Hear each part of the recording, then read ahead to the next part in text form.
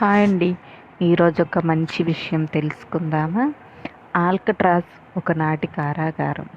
British హయాంలో అండమాన్లోని Kalapani jail గురించి అందరికీ తెలుసు.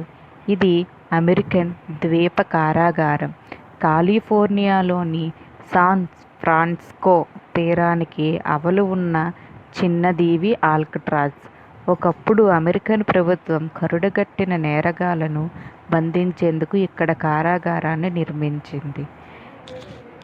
కేవలం 2.01 చదరపు కిలోమీటర్ల విస్తీర్ణం గల ఈ ఏకాంత దీవిలో కట్టుదిట్టమైన జైలును 1775లో నిర్మించారు. ఇది 1963 వరకు పనిచేసింది. పెలికాన్ పక్షులు విడిది కేంద్రంగా ఉన్న ఈ దీవిలోని జైలు నుంచి తప్పించుకోవడం అసాధ్యం. జైలు గోడలు దాటి బయటపడినా చుట్టూ భీకరమైన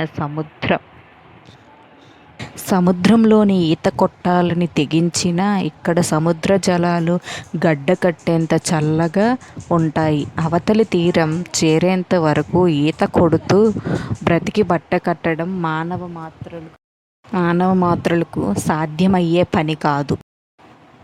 ఇక్కడ జైలు మూతపడిన తర్వాత ఇది కేవలం చారిత్రక కట్టడంగా మాత్రమే మిగిలింది.